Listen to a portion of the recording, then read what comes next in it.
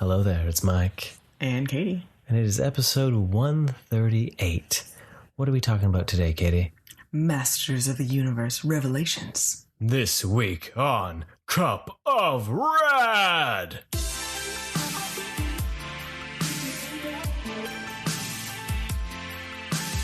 Okay, that was fabulous. What was fabulous? I mean, that was surprising. I have the podcast! Actually, now I just sound like I'm like a wrestling announcer. Yep. And in this corner, we have Katie. We got rad wrestling going on. Sweet. So we gotta like start smack talking each other? No, I'm really bad at that. I'm gonna take you out in your candy ass looking face. You're gonna get taken to that mat. Yeah, see, I could never do that. And that's what's gonna happen. I'm gonna rub my all over.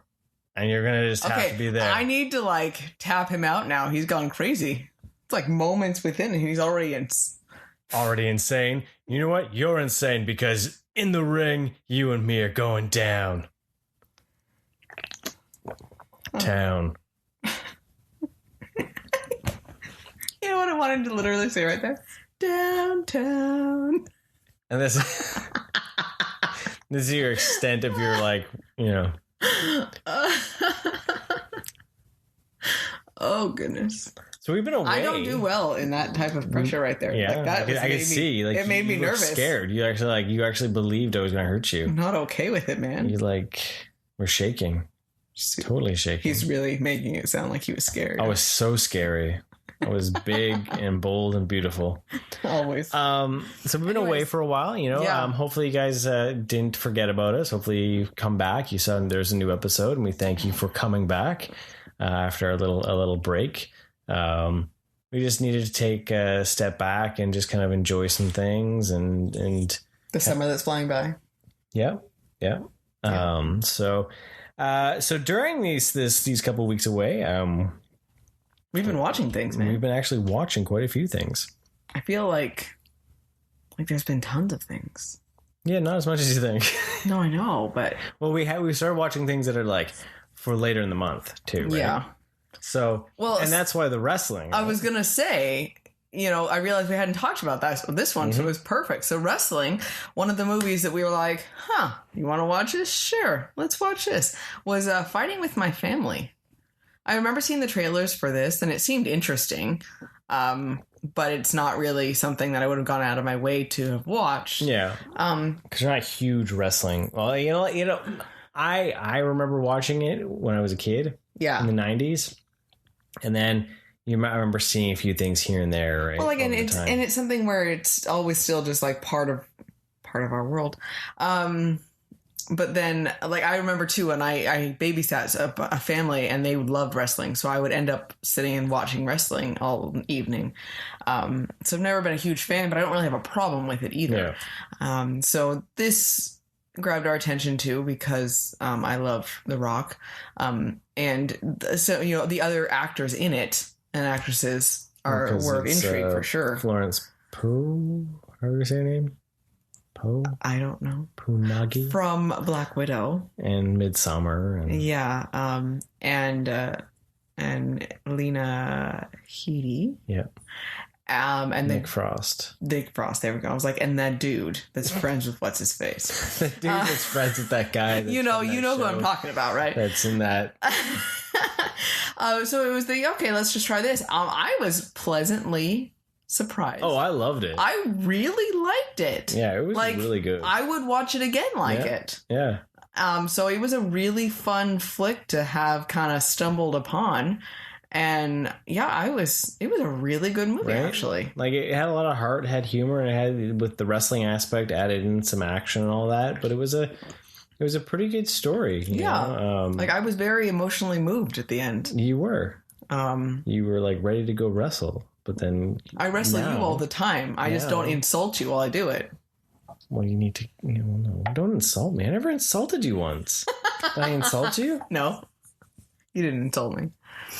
I never intimidate you with verbal intimidation. Let's do that. You just do it physically. Yes. Actually, no, you do it with the Let's see what words he chooses right now as we share this to the world. You have other ways of intimidating my sensibilities. Interesting. Okay. I'm talking about pre-orders. But yeah, no, I really got a kick out of it. Like, it was a really fun movie. Yeah. And I think it's funny because we've been in this really short time. We were inundated. My tongue was. That's a weird word. So yeah. Was with wrestling stuff. Yeah. Right, because Jungle Cruise is coming out, and you love The Rock. Mm-hmm. We've been watching Wipeout, so John Cena. Right, and then he's in the Suicide Squad. Oh my god, I'm so excited! Right? Bought tickets already. And so then, there's been all this, yeah. And like, I tried showing Kiddo wrestling because we'd ran out of Wipeout and we'd run out of Holy Moly. Mm-hmm. So I went to go show him some wrestling stuff, and it just made him want to fight me, and that didn't and that's work. not at all helpful. And we loved Glow so much. I mean, it's been a while now, but we really enjoyed that. So Glow. Miss Glow. It's sad that they didn't get to finish that. Yeah. They should do an animated movie. That would be fun. And then they don't have to worry about the actresses, dealing physically with all of that. Yeah, like just being in the right. Just do like a 2-hour animated movie. Just wrap it up. Yeah. Just wrap up all those threads. Give us what we want. But you know what? Honestly, okay, so Fighting With My Family, I would highly recommend it for action and family and comedy. You don't need to like wrestling to appreciate this movie. No. Because, I mean, it was impressive to see how much of an athlete. Now, I knew that they were athletes. I mean, no one can do that even in a set up scenario and not be in good shape. I mean, they're essentially stuntmen. Yeah. And when you say it like that, you're like, well, holy crap, of course they're in good shape and they have to be really good at what they do. We expect stuntmen to be that way because it's supposed to make it look like it's real. And a lot of them are actually, they of course are getting hit. And they are getting hurt because they need to learn how to deal with everything they're doing. So, I've always had respect for the people who actually go through that. And as we have now demonstrated how that is very much an ability to put on bravado like that is above and beyond me. So respect for people who can do that. Just get in your face. Yeah, I'm not okay with that. Bark at you. Like, I don't do well. Yeah. So yeah, I really liked it. Yeah, no, Fighting With the Family, it was on Netflix for us. Mm-hmm. So, I was like really pleasantly surprised and had a good time with it. It's literally the story of Paige, the wrestler coming from the UK to America and getting into the WWE, right? So, yeah, I totally would recommend it. So with that too, when I was saying like the wrestling aspect was kind of like everywhere. Well, then you were out one night and I was like, didn't know what to do. And it was too late to put a movie on, which sounds weird to me to say, but I couldn't find anything that fit. Everything I wanted to watch was like 2 hours long. I'm not surprised. This is what happens when I'm out here. So then I was like, I didn't know what to do. Well, then there was one Toys That Made Us that we hadn't watched, and it was the WWE one. You're like, more wrestling. So I was like, what the hell? I'm on a wrestling kick right now. So I watched that one, and like out of the batch of that second season, that was like one of my most favorite episodes of the. Well, you rambled off a lot of information that because like there was a lot in that episode. Because like some of those Toys That Made Us have been pretty lame. Right, and some of them not really interesting information of a story. More just like, remember these toys? They were awesome. Yeah, like the He-Man one was really good, right? And the G.I. Joe one was really good. I remember the Barbie one being good. Like the first season was pretty solid. The second season had some more toys that I was excited about, like Turtles and Power Rangers. But those episodes were so boring because there was nothing really that new information in it. And then they didn't really talk to the sculptors or show any prototypes or anything like that for the Turtles aspect, right? So then going through the fact that the WWE stuff, there was so much like backstage drama. Yeah, there's a lot of controversy with and setups and changes back and forth. Yeah, with things, and right? it all bounced around. So I was like, it was a really good episode of that. So I was like pretty impressed with that. So right on. There's a tie from Fighting with the Family to another movie we watched. Okay. Freaky.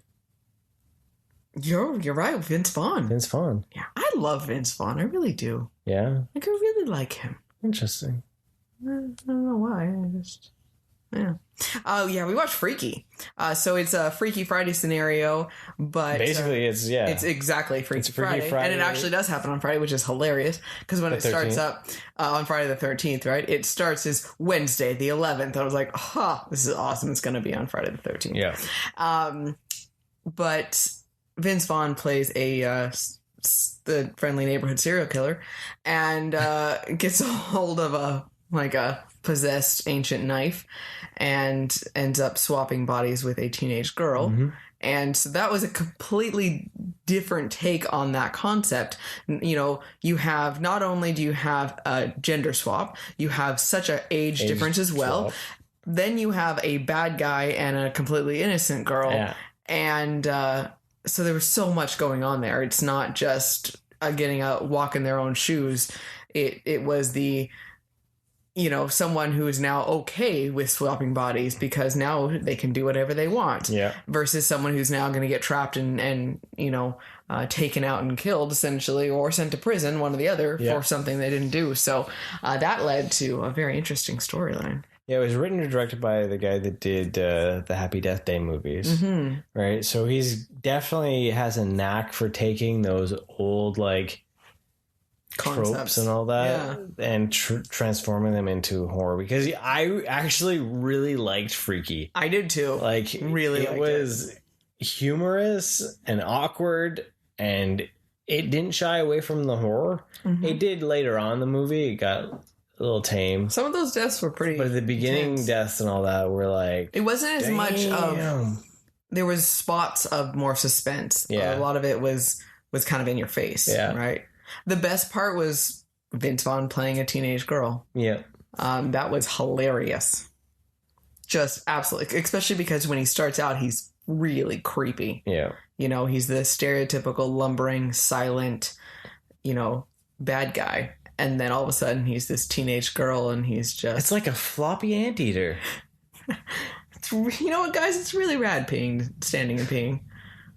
Yes, I can appreciate that. That would be awesome. So that was an amazing scene. Right. So there's I would recommend it 100%. It was on HBO. Yeah, it was HBO Crave. It is also on HBO in the States. So there you go. Because I immediately turned around and told my mother to watch it, and she did. Yeah.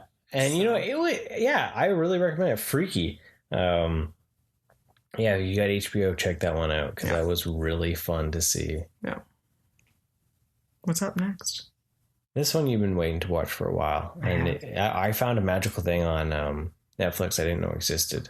I think it's a new thing on there. It might be. I don't know. But it was set a reminder. Yeah. It showed you new movies that were coming. It's coming this week. And then, worth the wait and stuff like that. And then you just hit a reminder and it shows up on your list. On your list. Yeah. So...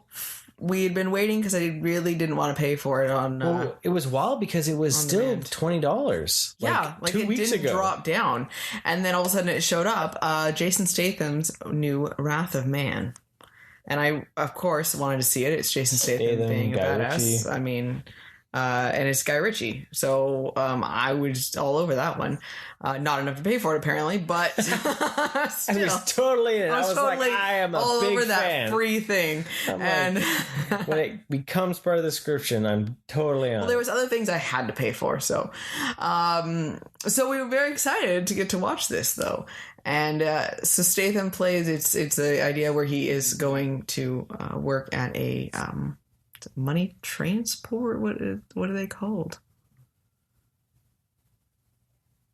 Armored trucks. Yeah, that's what I would. The armored money trucks company, and money guards. Money guards. Yeah, I like it. And he's really good at his job, and he's apparently a little too good. And You find out that it is one gigantic revenge flick. Yeah.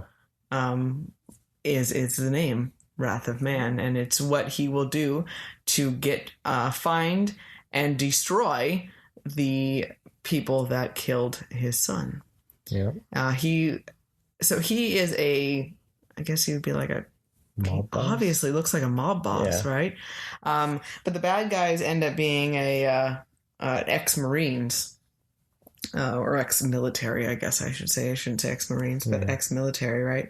And it was interesting to see what they were dealing with. Like, you almost had sympathy for them, being, I think, what a lot of ex-military would go through. I mean, this is obviously an extreme situation, because, they're now become criminals, but that scary aspect of they're just so miserable and thrown into civilian life without support, and that high risk that it can occur for them to happen. And I mean, it was all a bunch of the wrong people at the wrong time in the wrong situations. But yeah, it was a really intense revenge movie. Yeah. So, it was a lot more dramatic than I was expecting. Yeah.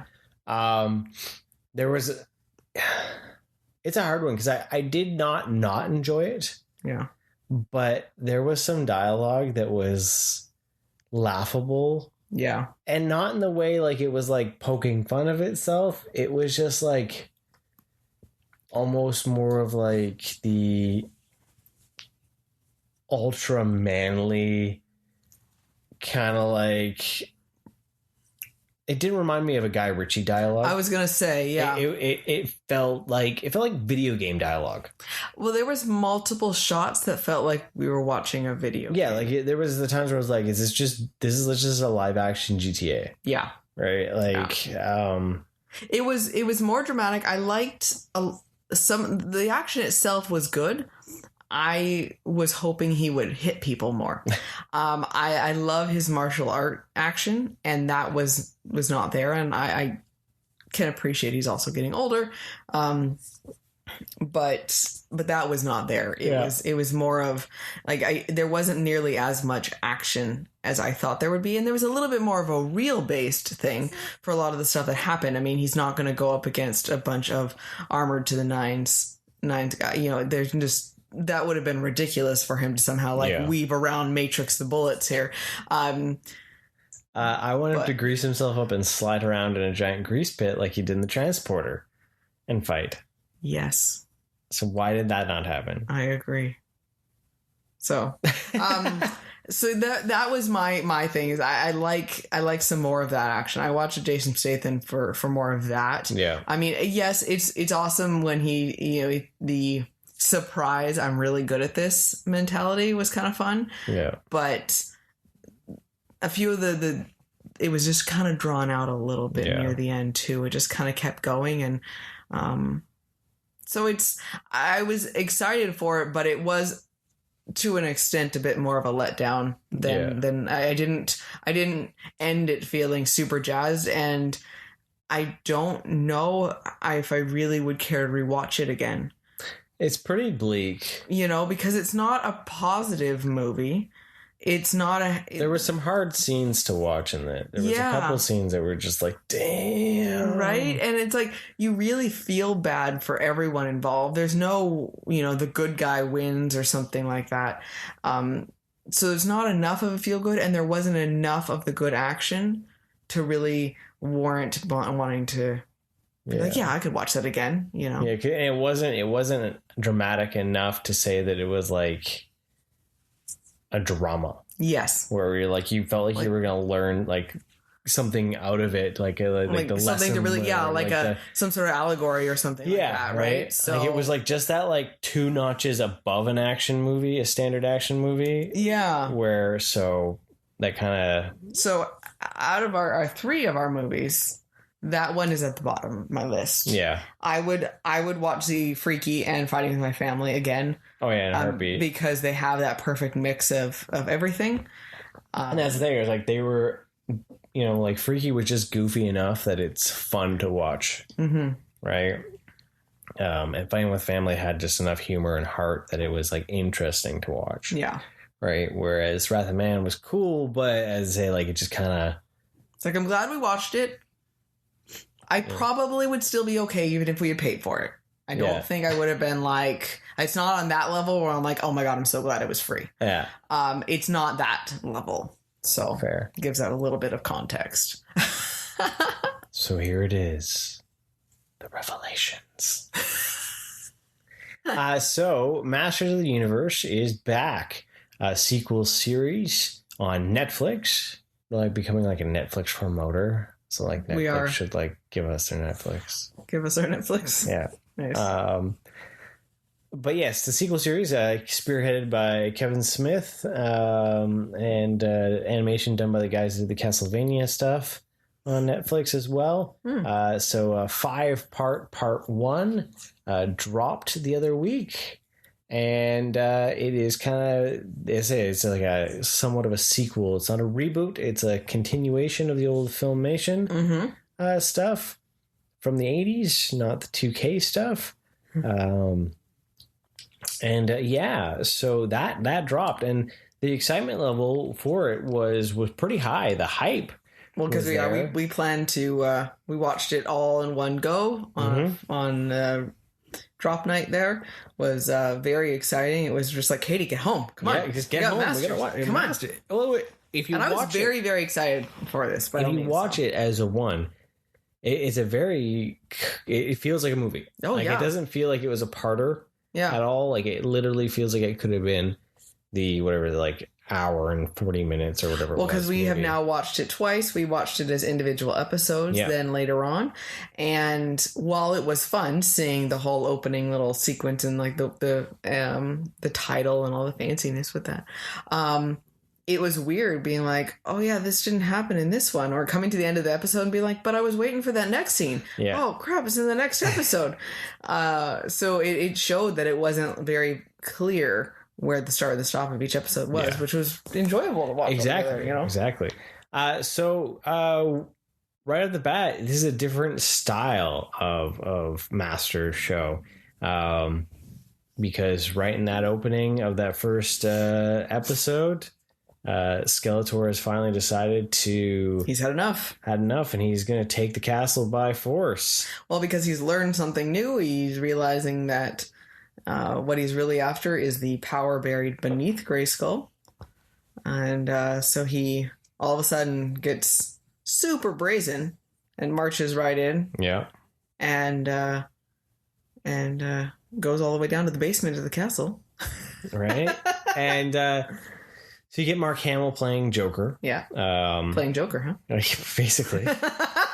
You know what's awesome is I totally agree with you. Wait, no, that's wrong. Well, there's some lines in it that reminded me very much of Joker, and there was one line specifically that sounded like he was talking to Harley Quinn. But yeah, so he's playing Skeletor. And it's no holds no, like everything. Like in that opening episode, you get Skeletor kills Mothman, and that was so sad, right? So easily too, right? Just opens that ram staff open and just like burns him down, burns him to the ground. When that happened, I was devastated. I'm like, oh my god, this is what's going to be happening. Oh my gosh, we're just picking off masters left, right, and center, right? And then once He-Man is trying to save the magic, Skeletor kills him too, basically. The power's too much. But He-Man so stabbed Skeletor, right? Yeah. But it was like kind of a ruse because Skeletor needed He-Man to stab his sword into the rock. Yep. I went to go say it. I'm like, Skeletor needed He-Man to penetrate him so that he could get the secrets of Grayskull. I didn't do this. That's hilarious. That's fantastic, right? I did not use the word penetrate. I hope that was in Kevin Smith's script. I'm sure it was. I guarantee that was discussed. Penetrate Skeletor so hard that it cracks open the secret magic of the universe. Wow.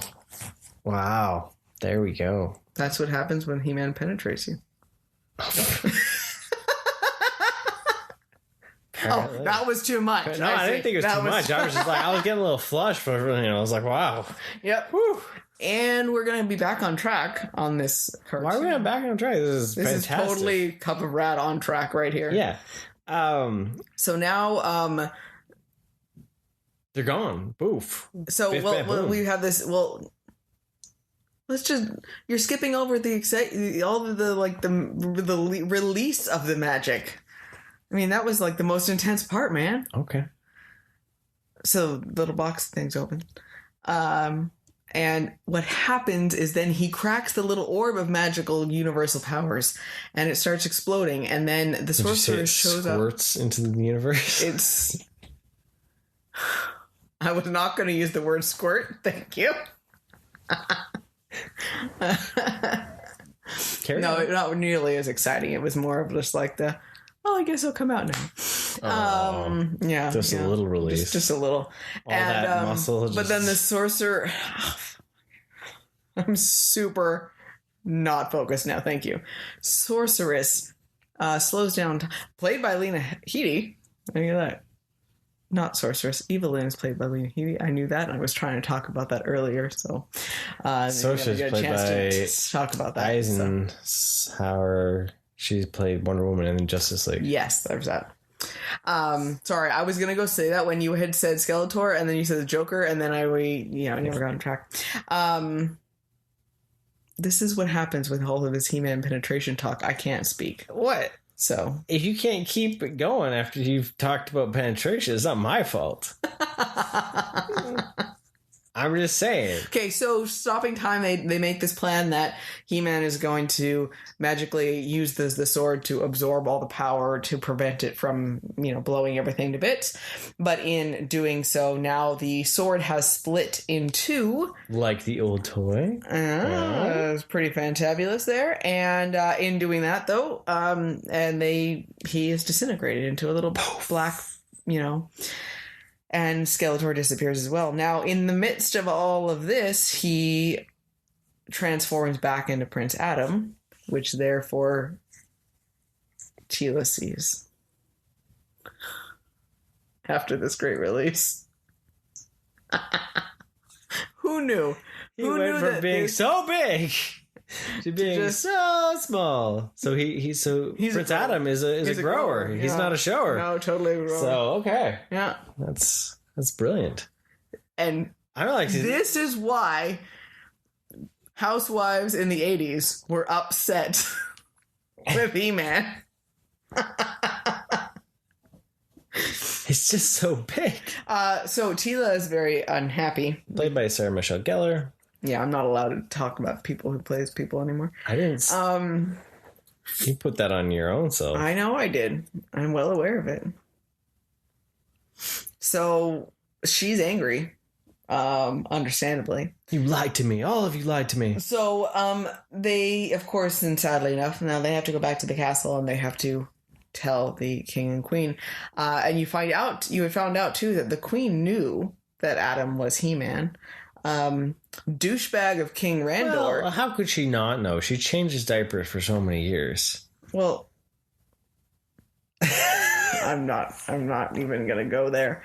I was gonna say something nice about it, of like the whole mother knows thing, but much more observant than the king, who just had zero faith in his son. And when he is found out, when he's told that Adam was He-Man, he freaks out at Man-at-Arms and banishes him. Like, you can tell with that he was angry. He was embarrassed. But he was mostly embarrassed for not knowing and for treating his son so badly. And he took it out on someone else. Yeah. And, so all of his grief. So as much as he's awful about it, though, I'm judging him more on how he treated Adam for so long. But then, it's sad because Duncan then gets blamed for something that the king is misdirecting his rage and grief at, right? But then Teela, who had just gotten promoted to Man-at-Arms, then quits because she's just so angry that everyone lied to her. And she just throws down her little crown takes off and leaves. Now, that's another thing. I haven't even looked it up yet. I'm like, trying to figure out the timeline difference from when that goes into the next one. Oh, from the first episode? Yeah, because like there's a bit. It feels like there's a time jump. There, you would think there has to be some. Right. I mean, she's obviously made a friend, and like her friend talks more like it was a myth and mystery, right? That it had been happening for so long, yeah. And then like, you know, and then the fact that, you know, she's much more fit, yeah, you know, and so I'm gonna try to look it up so you can. Oh, okay. You can. Oh, am I allowed to say things? Or like, I'm not going to say anything too offensive. I don't know. I'm sure you'll find something. So, you know, that first episode is like pretty shocking and pretty like intense, and the animation is pretty stunning, especially for the fantastic Sailor Moon transformation. That was amazing. I loved that so much. He's so rainbowy. He looks just like Sailor Moon, the kaleidoscopy rainbow colors. And I love that it focuses on his armbands and his outfit in general. Yeah. It was Sailor Moon to a T, and it was awesome. So we time jump. I'm going to say we time jump. We have to. Yeah, I'm going to say that. And you get to see your first evil horde in a while, Stinkor, and he then. I know who he's playing by. Who's he played by? Jason Jason Mewes. You're like, sure, Katie, you know who he's played by. So him and Tila tussle because they're looking for this glove. The thing I think is it was wild is like Stinkor was never in the original animation. He was just a toy. He was just a merman repaint with armor that was borrowed from somebody else, which is really cool. I never knew that, and then you look at Stinkor and you're like, yeah, I can see how that could have been it. Then he only got his animation debut in the 2K series. Where they actually gave him a story and blah, blah, blah, blah, right? So it's kind of fun to just have him still be more of a throwaway because this being that it's based on the original stuff. Exactly. You know, he's just an extra fluff character and a way to introduce other ones, right? Yeah, right. So you find out that they're collecting all these artifacts. And this was my first, as much as like the idea that He-Man just died, that didn't bother me. My first joke that really kind of bothered me was the glove, no love, because it just seems so out of place. And the second time watching it didn't make it any better. It was still like, oh, no. Yeah. Kevin, what did you do? All right. Like, it's almost like the haha. You can tell that they were just really happy that they snuck those in. But you then find out that they're supposed to go get this chalice for this other lady because now they're basically just mercenaries. Old lady played by Lena Headey. I wonder who that could be. Right? It was funny because Kiddo, I'm like, well, I know who that is, but I'm like, Kiddo has no idea. He can't tell enough of the voice acting to know that that's going to be Evelyn. And so a little while later, he's like, I think that's Evelyn. I'm like, oh, good. At least now we figured out with the context of the story that worked, right? So they go and they head over to Snake Mountain to get this chalice, and Triclops has just gone like batshit crazy with the motherboard, and he's gone technological. Like he started a cult, and he's changing people into like nanotech monsters, right? And like that was cool, but it was weird. I'm not a big fan of like the looks of them in that retrospect. You don't like the mechanical look of like Whiplash. No, I didn't like the mechanical look of Whiplash. Like the fact that you got like a cybernetic eye and all that. I was like, no. I mean, it's a really evil thing to do, what Triclops is doing. Oh, yeah. He's literally trying to control them. And they're all Frankenstein type people and these terrible mutant things, right? So he totally went mad with power, and who knows where this thing came from. Right. So he's just pouring all this technology into people and just like. So one thing with that episode, I remember we talked that it was a bit jarring when there was that flashback of Tila being at Snake Mountain, and it was shocking because then it just starts with her in the past with He-Man, and we're like, what is going on? And it takes a moment to realize, no, this is most likely a flashback. Yeah. And I wish we had seen her at Snake Mountain, see where she is, and then have the fade where it was very apparent that she was thinking about the past. And the second time again, even though I knew what was happening, I still felt jarred there. So that was the kind of thing that was kind of interesting with that too, was they did that same kind of thing with the third episode with the merman introduction, all that. And then the flashback stopped. Yeah. Right? Then it was like, okay, well, now I remembered him enough. You know, like there was like no other flashbacks in the other 2 episodes. Yeah. Right. So that was one thing I thought was weird. Well, because it showed that the flashbacks were like specifics of things that have already happened. And so like we couldn't, it was almost like they could say that she wasn't able to relate any other experience to something else that was not the exact same thing, which is not normal. Really, you would think you'd take something of all their experiences, but so that was one thing that was, I thought we were gonna get like a little bit of a flashback, a little bit more, in each episode to explore maybe some relationships or some things that had happened. But they get to fight this techno cult thing, and that was pretty cool. So what you find out then is that the chalice is actually the head of the Ram staff. Yeah. And that was a cool surprise. Right.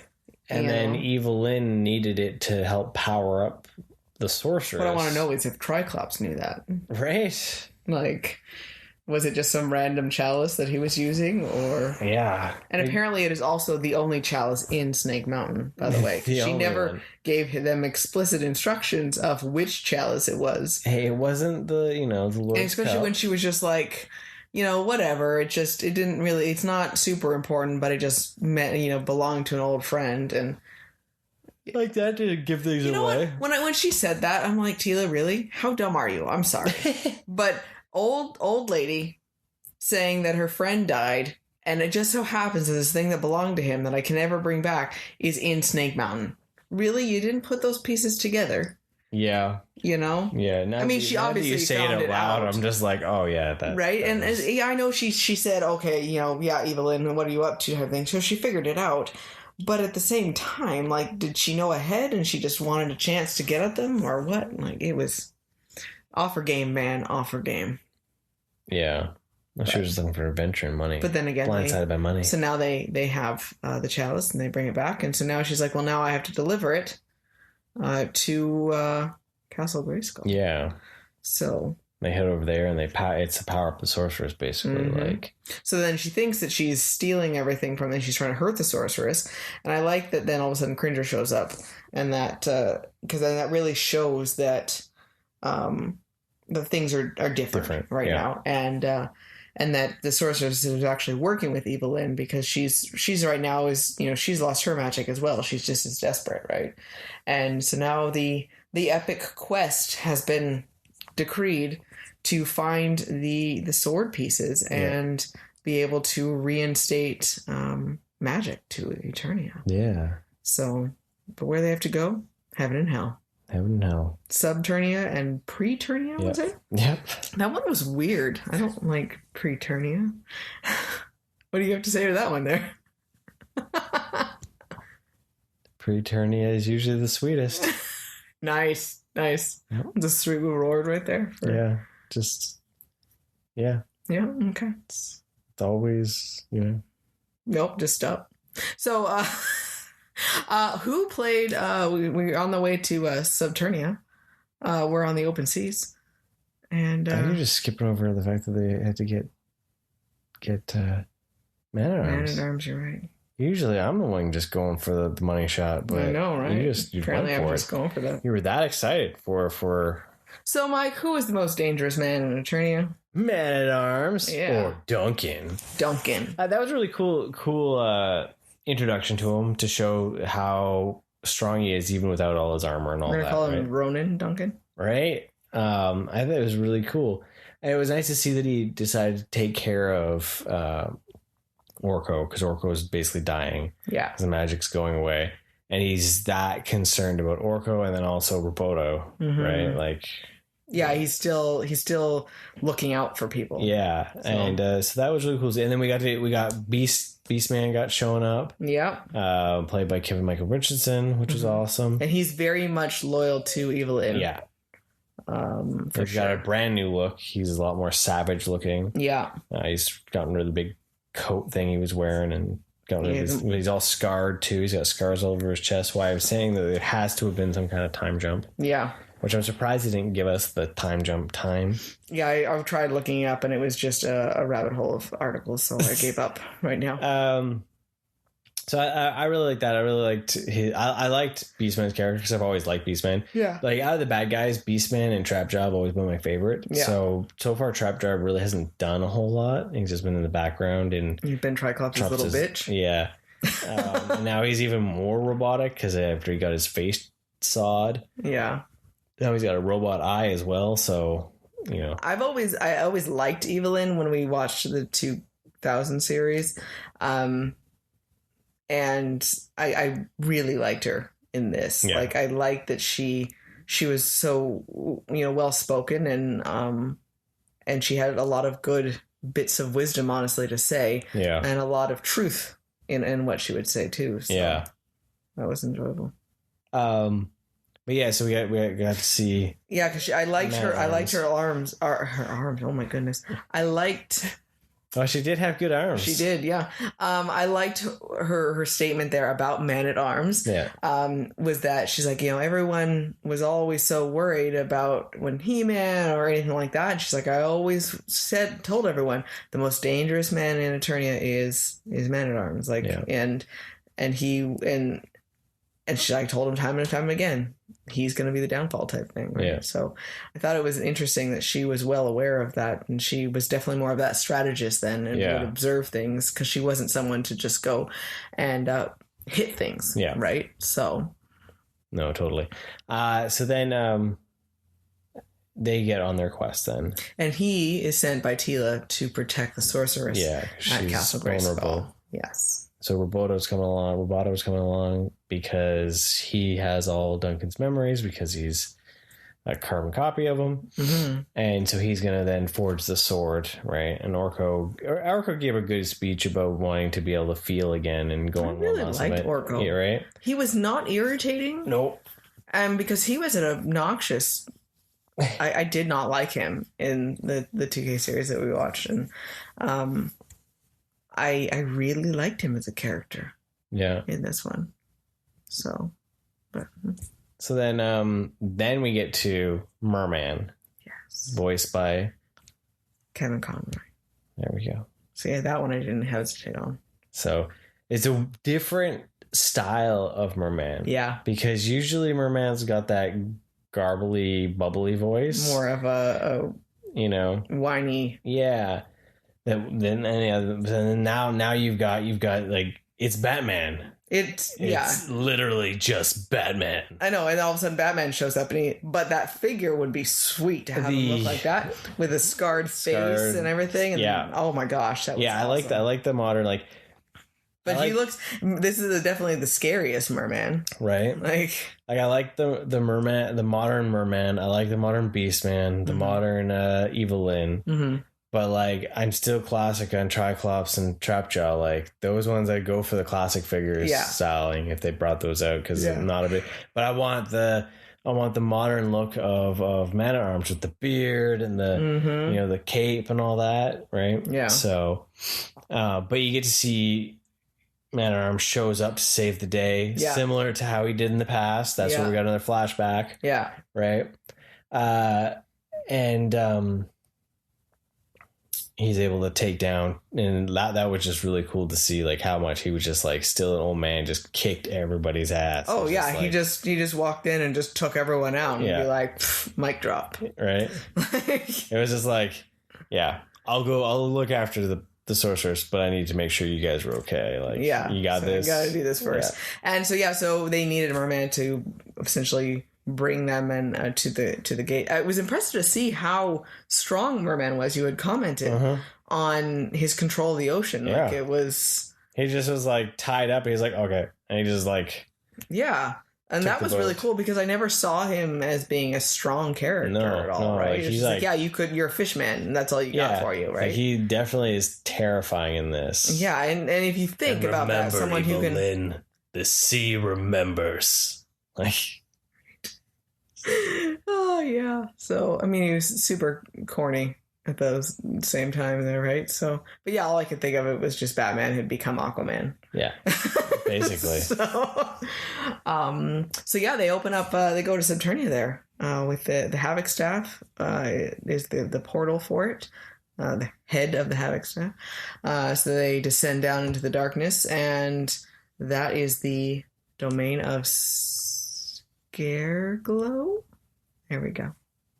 Do you know who voice Scareglow? I'm not even going to try to guess. Tony Todd for voice of Candyman. Well, oh, yes. I remember you told me that. Candyman. Gotcha. Yeah.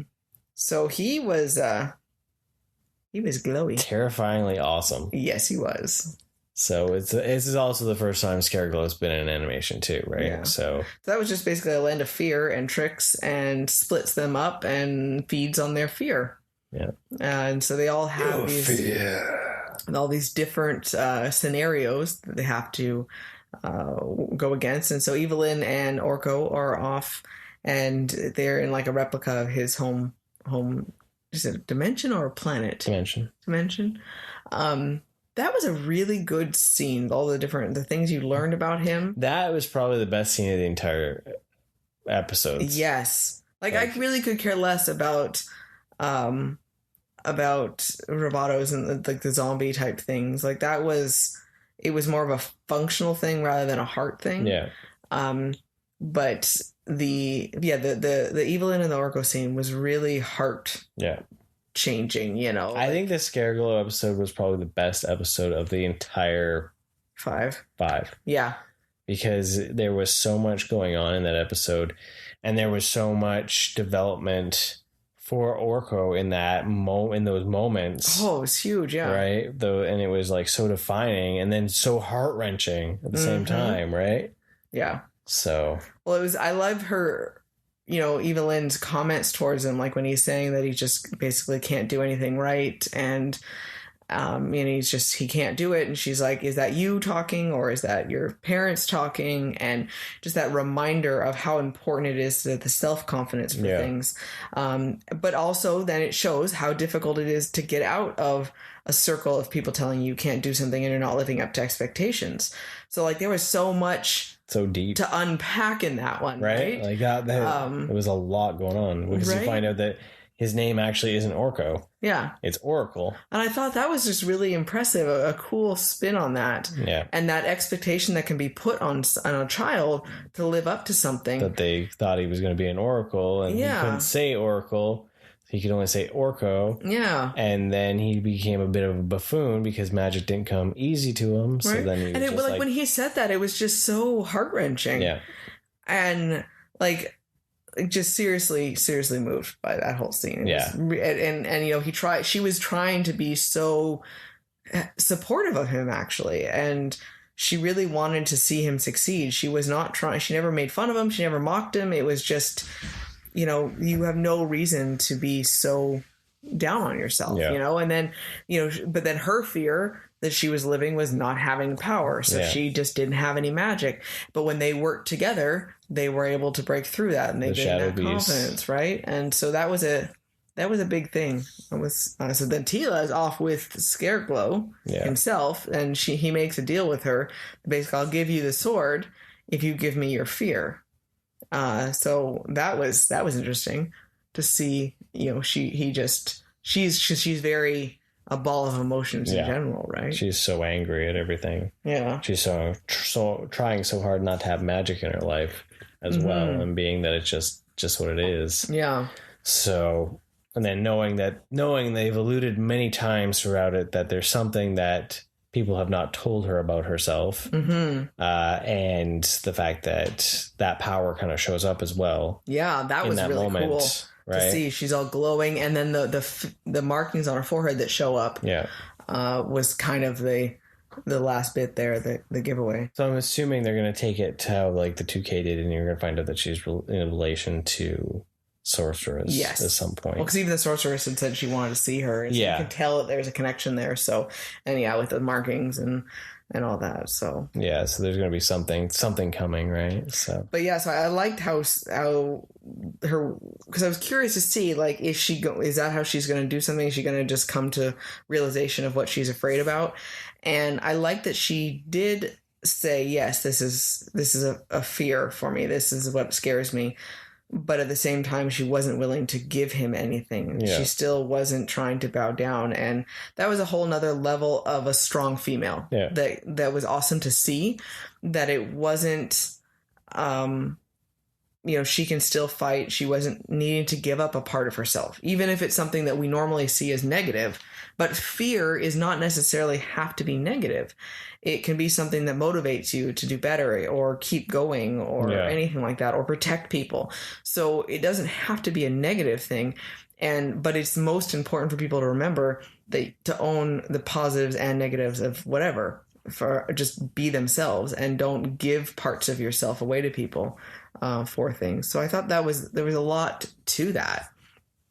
So I liked how they moved, kind of developed that and showed that strength, and how it actually being in tune with that part of her instead of hiding it away then helped her resonate with power. Yeah. You need to be in touch with all of that. So they're all deep. It was. And then everything, they got the sword and they're heading out and everything's going to be great, right? Oh, totally. Yeah. They open up the door to Pretornia. They open up the door. They can see paradise there. And then what happens? Scareglow shows back up and Orko has to fight him. Orko was badass. It was really epic. Like, holy crap. And that's where I go back to where I said, then it became heart-wrenching, because as they're escaping, they go to save him. Yeah. And then things just explode, basically, again. Yeah. And they get knocked into Pretornia. He was doing he was holding Scareglow back. So much power that he had. He had binders on him. Mm-hmm. Right? So. And Evelyn couldn't do anything to help out. Her magic was fizzling out. Was fizzling out. And she did try. You could see it. Yeah. It was hurting her not to be able to help. Yeah. And I thought that was really cool, because that was a sincere look on her face with the I can't do anything. Yeah. And so that was really impressive. But yeah, they all get so it explodes. They get shot through the door. And it closes. And hey, it's Adam. Yeah. Yeah. So we have a shred of Orko's coat, which was super sad. And then Adam shows up. Yeah. So then we get to find out about Pretornia. Mm-hmm. All the different heroes that are there. And that Adam has decided to keep his lesser form, as they call it. Everyone else has chosen to be in their hero form. Mm-hmm. So you have Hero, King Grayskull, you have Wundar. Who is Wundar? The dude with the helmet. The helmet? Yeah. Okay. Do we know who the chicken lady is? No. Okay. No. I don't recall her. Early pre-sorceress? What's all the pre? I wasn't thinking anything. But yeah. I don't know what I don't remember her. She's probably just another sorceress of some sort. Yeah, right? Exactly. But so you get to find more there, and I liked the scene showing Adam and Tila being part of the hunt there, and just they're kind of working and balancing off each other and really understanding each other's movements and helping each other out, and mainly Tila helping Adam out a lot. Let's be honest. Well, it showed that they were in tune. Yeah, right? it showed their friendship. As much as she wanted to be angry at him, it showed, and that goes back to like the idea of like Cringer saying that. Yeah, he didn't tell you what his secret was, but he trusts you more than anyone else. Yeah. He trusts you to be there for him. Well, yeah, Cringer's whole speech that he had to convince her to go on this was heartwarming, because it was the idea that, he wasn't trying to hide this from you, but for out of malice or something. But he trusted you with the world, basically, to take care of it. To be there. For everyone. And right now you're letting him down by disappearing. And, this is not what he would have wanted. And that's not He-Man, as Prince Adam wouldn't have wanted that, So I really like showing that, that connection with that, right? The other thing I liked is the heroes were all so nice. Yes. You know? Especially Allstate Man. Yes. That's exactly what I thought when I was like, oh, Allstate Man is in heaven. Interesting. Because he always sounds the same. Yep. But I don't know why.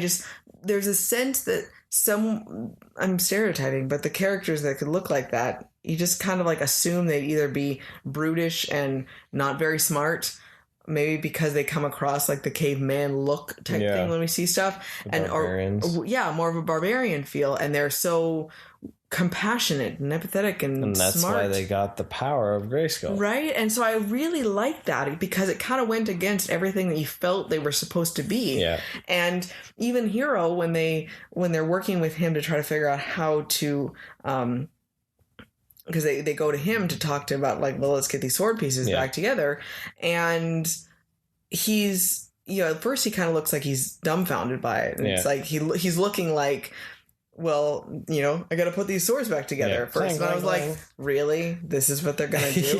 And then all it was him being like astonished that they were in half. Yeah. And it was more of just the dumbfounded by the fact that this could actually happen. Yeah. And then he just goes on to like this quirk thing and blah, blah, blah. Oh, yeah, I totally understand. And we're going to build this. We're going to do this. I'm like, oh, yeah, you know what you're talking about. Right? You just couldn't believe that it actually broke in half. Yeah. Okay. He's voiced by Phil Lamar. I saw that. So that was really fun. I liked that because they were just so nice and understanding, and you know, yes, they were kind of poking fun at him, but it wasn't in a malicious way. Yeah. He's small, but he's Flea Man. They're not used to that, right? Yeah, because everyone picks their hero form. They don't show up in Paternia. So that was I really liked that feel. So, but yeah, they turn the what we're going to refer to as the Thundercat layer into a giant forge. Yeah. So. And then Roboto. Sorry, I don't know why I keep saying Roboto. Mr. Roboto. No, Mr. Roboto. Yeah. Yeah. He forges it together and blows up. Blows up, yes. So then you notice there's a theme though. We're slowly losing masters. Like Mossman, even Orko. Yeah. You know, everyone's Roboto. They're all just getting. You know, we're gonna call him Mr. Roboto now. Yeah. And that was a pretty epic scene too, because there was lots of emotion in his death, because you know, he wanted Tila to tell Man-at-Arms that, you know, he didn't fail with me. He made me afraid to die, which means I felt something. Yeah. And I was like, that was deep. Right? Like, I feel, and for then I am. Therefore I am man, right? Yeah. It's like, holy cow. Boom, right? Just kind of, he was voiced by Justin Long. Yes. So that was just like a really, and then having a robot scene, like actually pull at your heartstrings as he's, you know, dying. Right. Right. The actual forging of the sword was pretty awesome. I liked how the Subterranean one has the purple flames, and then, you know, the lightning and the mix, and it was quite an epic animation of it going back together. Yeah, that was an epic scene completely. Yeah. So then they basically realize, okay, well, now we've got this portal back to Grayskull, and they're going to leave Adam there. But Adam's like, well, who's going to wield the power sword? And I'm here, but the world is not safe. So I don't think he feels like he deserved it. Yeah. I think he's like, well, because he thought he saved the world. I saved the world, so everything's fine. He could relax. But I think if he had not left, I think he would never be at peace. Yeah. Because he would always say, I should have been there. I didn't do my job. You know, and I think that would have just torn him apart, because you could tell that he was fine. Yeah. When they got there, everything was great. Yeah. You know, I had been rewarded for my great deeds, but he doesn't feel that way at all. No, when he finds out that they need the sword, they need these things, and Tila's not telling him, so he's like, well, no, I have to go back, and it shows then his dedication to wanting, and why he has the power, because he, you know, cares so much that he's willing to give up his chance at heaven again. Yeah, because they basically said, like, if you die, there's very little chance that you're going to come back. Your idea, right? Like, so And he's like, basically, he's going to take that chance to come back and, so he can help make things right. Yeah. So that was pretty big on him as a character. Yeah. Right. Well, and I like that they did do development for Adam. Yeah. It's not just He-Man, and I think that's a good thing to realize, because if you want to look at the positive message of He-Man as a character, you don't want to hate on Adam. Yeah. Because if you think, you when we would talk about all the original cartoon and what it would mean to a little boy to be able to say, there's someone strong inside of me and I can do all this stuff and I have this power. But you don't want to tell them like you have to be that person and you have to hate the person that you are on a normal basis. Yeah. So I like that they did development and showed that he was a really good person and he really cared. And I liked that he kept saying to Tila, it was always me. It wasn't like he was a different person when he was He-Man. He was just bigger and stronger. Yeah. He just put on a suit of armor. Yeah. Basically. And so it wasn't all his choices, all of his heart, all of his values were there no matter what form he was in. Yeah.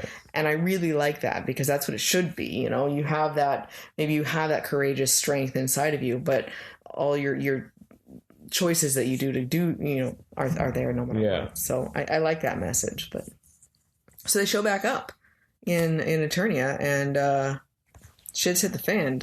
Cyclops is sending Triclops. Triclops. I literally looked over there. I saw the Cyclops box. That's awesome. Triclops is sending raids to Castle Grayskull every once in a while. And Man-at-Arms is there with his laser taking them out like a boss. Yeah. Holy cow. No problem there. He just one laser gun just takes out the whole raid. No big deal. We're good. Yeah. And Duncan and Cringer, oh my gosh, that was another heart-wrenching moment right there.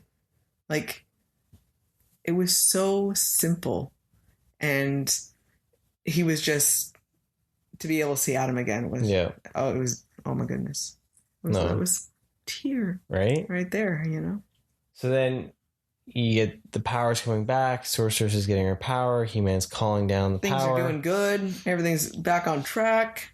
Things are glowing and all lush again. Yeah, everything's looking pretty. And then shankety shank. Well, because the Havoc staff glows and pops out of her out of Evelyn's bag, and you see the thing growing, and then all of a sudden there is a spear sticking the opposite way out of Adam's stomach. Shankety shank.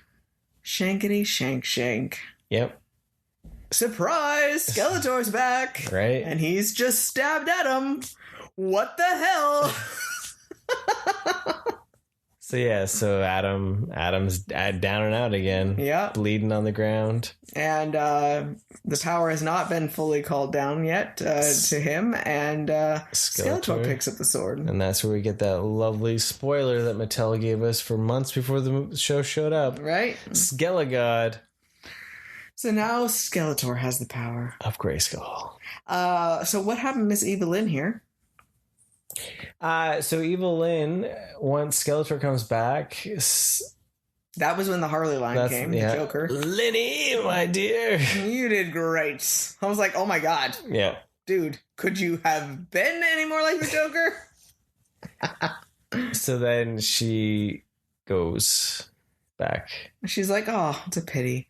I was really starting to like you kids. And then she smirks and walks away, and I'm like, oh, you bitch. But even like Beastman doesn't look happy. Beastman looks very unhappy. Not even like. And even his way he's like, guess I'll do it. He's like, I'm glad you're back.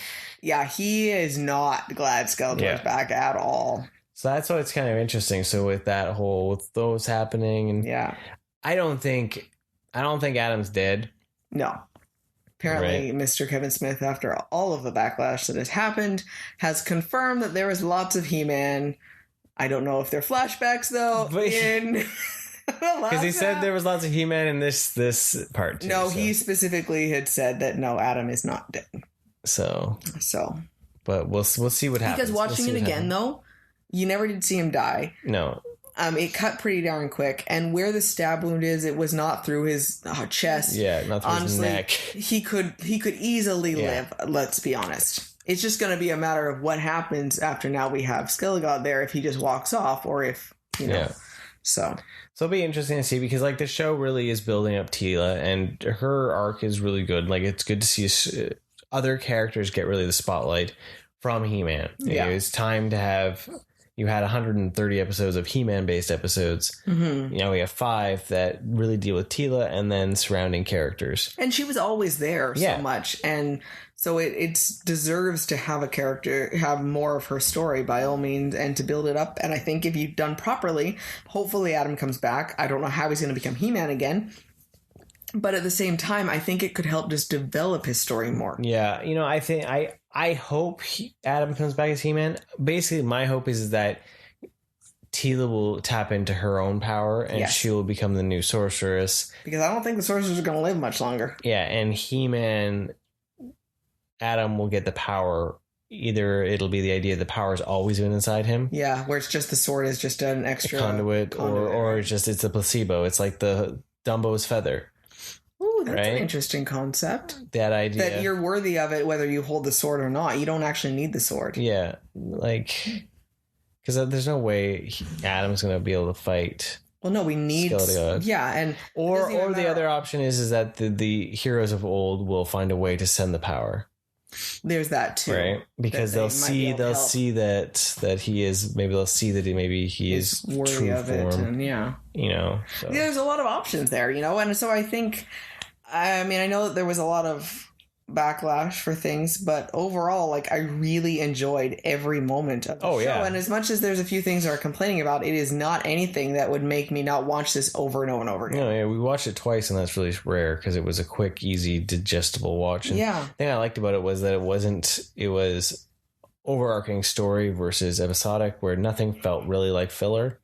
They all had their place and it all moved forward. I didn't feel like I was watching something extra. Yeah. So I say, like, I don't know how part 2 will go. If we'll see Adam become He-Man again. Yeah. Like, I kind of hope that that's the thing. Well, because you know what? Right now, there's so much of the setup with her, with the sorceress. I think it would be a complete letdown if they did anything but that. Because she shouldn't become He-Man, because then that's just She-Ra. Yes.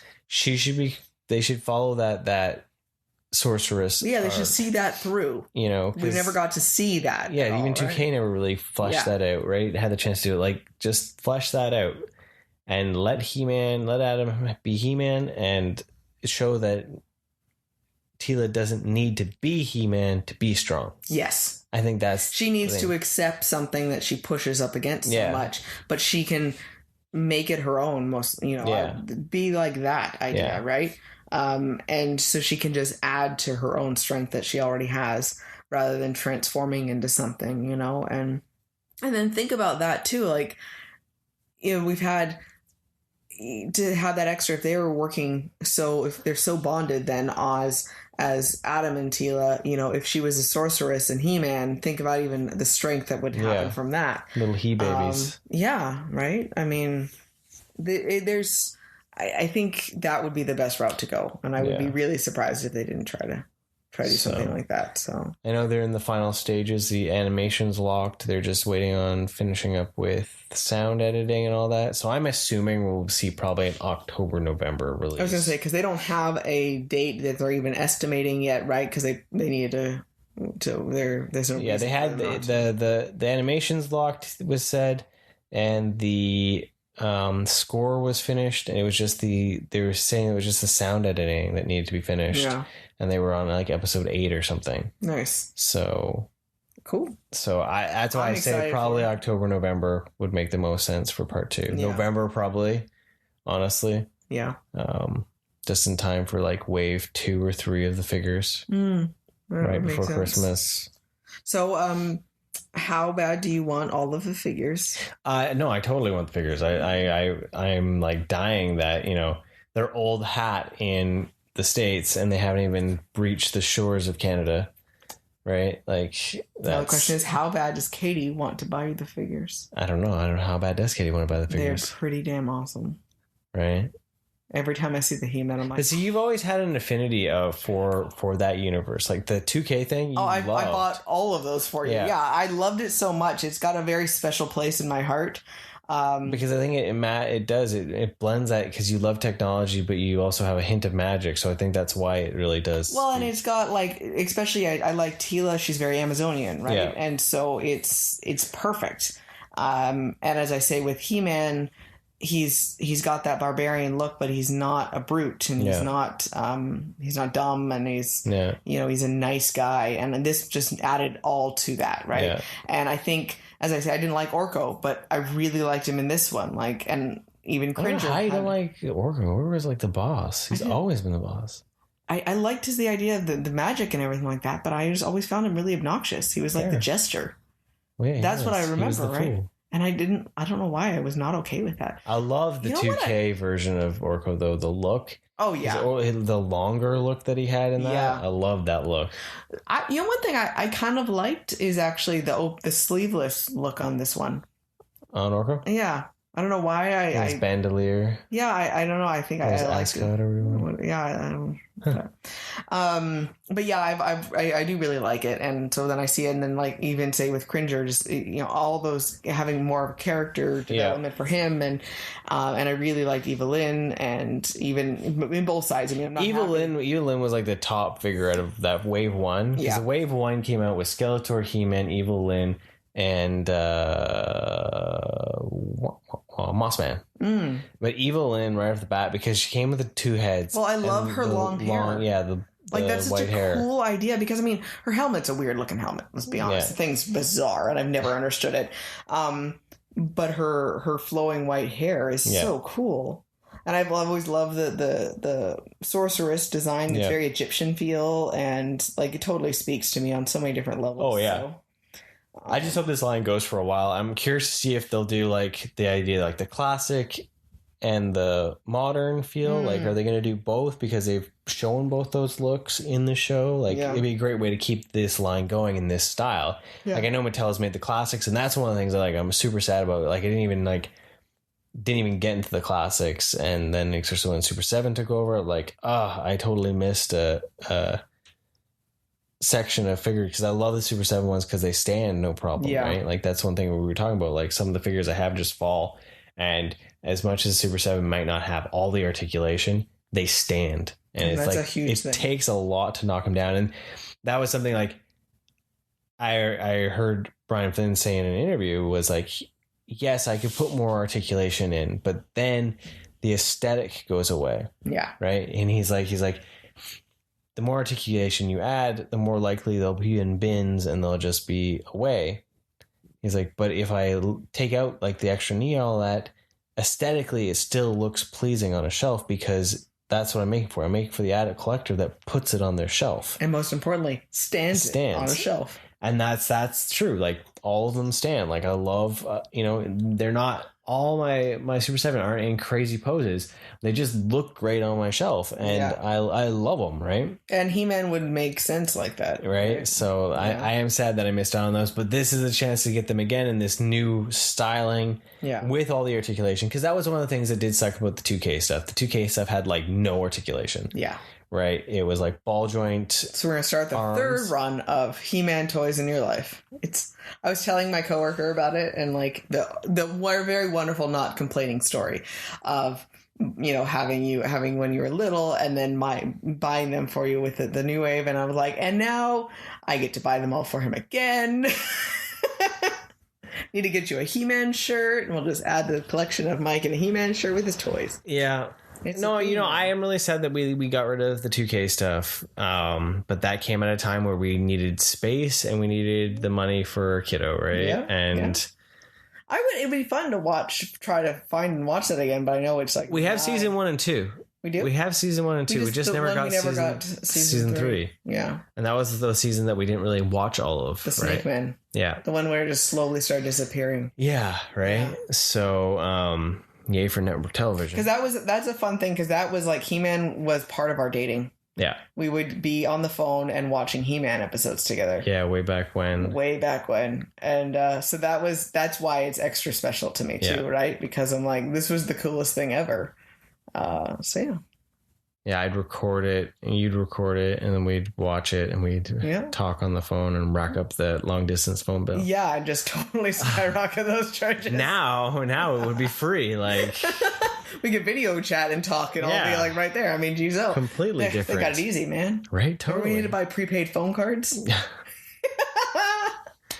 Right. Anyways, but yeah, no, I totally am all in on the line. Like they just look great, and that's something though. Is like as much as I say, like I would like the ones that don't have as much articulation. The ones that are more articulation should be nice, is because that's something He-Man figures really haven't had. Yeah.